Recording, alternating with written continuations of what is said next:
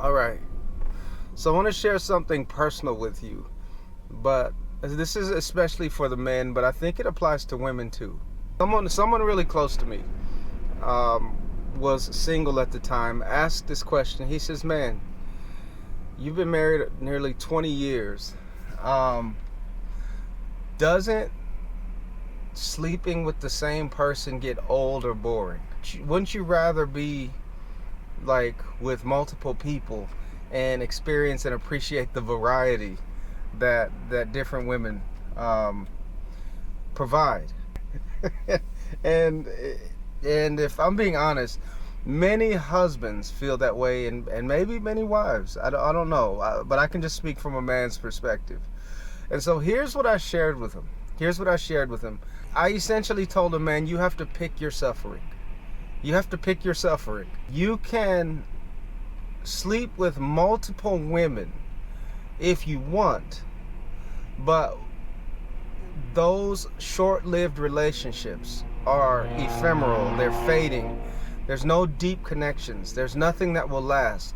And what will happen is you will spread your seed so thin and spread yourself so thin, and you will grow old like lonely and single. You'll grow old without having built anything meaningful with someone that you love, who's had your back. And so you'll be suffering. You might enjoy the pleasure now, but you're going to suffer later by the lack of intimacy, the lack of connection, the lack of an understanding of what real covenantal, unconditional love looks like and feels like. And it's the most amazing thing in the world. This man, he was shining shoes at the Atlanta airport, and he was an older man, maybe in his 70s. And he saw my wife and children walk up, and I kissed my wife and I hugged all my children, and he got emotional. This guy got tears in his eyes. He says, "Man, you are blessed." And I said a joke. I was like, "Man, look, she's beautiful, but you should meet my wife." And he didn't laugh. He says, "Brother, look, I spent my whole life chasing women, sleeping with all these women because I enjoyed the variety." He said, "And now I'm old and I'm alone."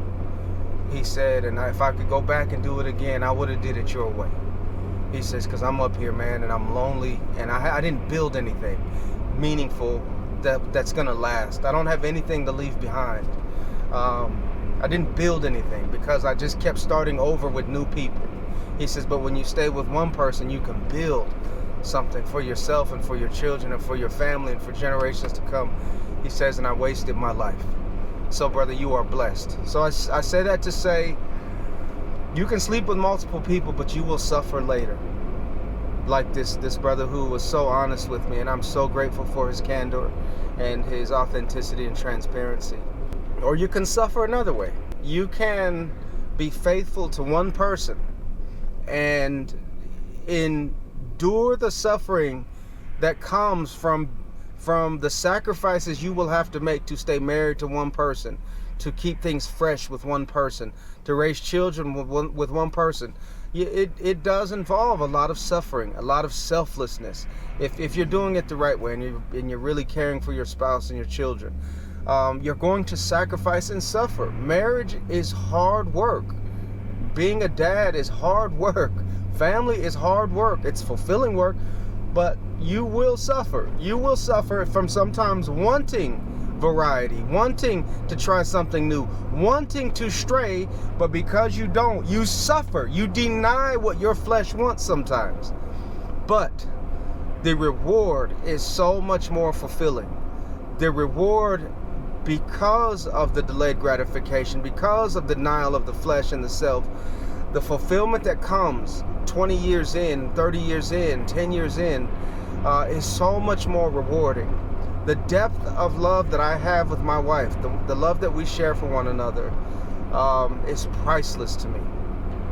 We can have whole conversations with each other just with our eyes, without saying a word. And the joy I have from being present with my children, I haven't missed out on any major moments in their lives. I haven't missed out on the birthdays or the events or the sporting activity. I haven't missed out on any of that stuff. And we've traveled the world together, and we've made so many wonderful memories. And the bond I have and the fulfillment I have now with my wife and my kids is priceless. It is priceless. And so you got to pick your suffering. Are you going to suffer by denying your flesh and staying faithful to one person and being present with your children and enjoy the rewards later? Or are you going to enjoy the variety now and suffer later? Or let's say you start off suffering with one person and you mess that up. Man, the suffering that comes from ruining a marriage, from damaging your kids' view of marriage and love, the suffering that comes from that is often irreparable. When I've been close to like making a mistake in my marriage or straying from my marriage, when I've been in those situations, when I've been tempted, I have a whole checklist in my head that keeps me from really messing everything up. Like, man, are you really gonna throw away all these years of marriage? Are you really gonna give your kids a narrative that you had? Like, so many kids where I'm from, we didn't come from healthy families. Almost everyone had a single mom, and pops was gone or out of the picture, or were divorced or whatever. Are you really gonna ruin your kids' lives by being so selfish? Are you going to really risk throwing it all away because of this temptation? Are you really going to? And I just go through the list of everything that would go wrong if I give in to the temptations that I have felt. My friend, you're gonna have to suffer. The question is, what's worth suffering for? For me, you find that person. That person is so beautiful, so amazing, that loves you so much, that person is worth the suffering. My wife is worth the suffering. The children we have, they're worth the suffering. They're worth denying the temptations to stray. They're worth it. It's not always easy. The more I pray and the more I discipline myself, the easier it is to resist temptation. But it never goes away. Marriage does not fix your temptation or sex. At least it hasn't for me or most of the men I know. So you got to pick your suffering. Pick your suffering. God does a lot of wonderful things through suffering. When you endure the suffering, God is with you through it, strengthens you in it, and grows you from it, grows you because of the suffering, and develops a character in you, an integrity in you, a wholeness in you that this world desperately needs. All right, so that's my message for today. The message for today is pick your suffering and pick a person worth that suffering.